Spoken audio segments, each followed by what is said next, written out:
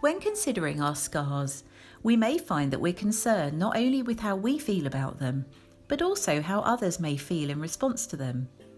This may make us consider if we're confident to expose our scars in public and if we're ready and able to respond to unwanted comments about them. However, one other thing that may influence our thoughts and decisions is how others may feel about seeing our scars and whether we and they can cope with it. When thinking about this, we think it's good to consider the different ways that this could arise and the different things that we can do in response.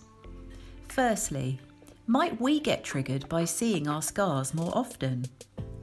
We might find that as we become more comfortable with our scars and feel more confident in having them visible, that we become a bit more aware of them again.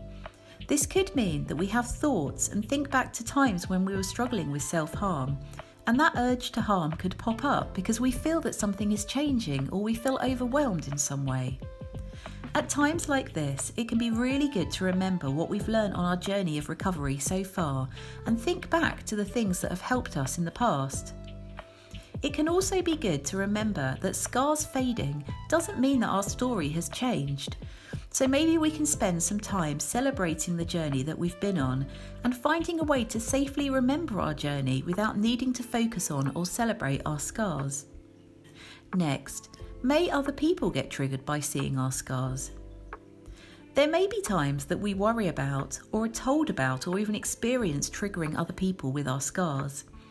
This could look like causing teachers or schools to react in a certain way out of fear or concern for us and other pupils.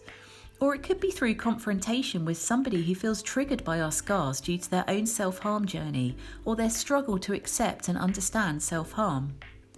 It could also come from our concern for a friend who we know is struggling. In all these situations, one of the biggest things to remember is empathy and kindness for others and for ourselves.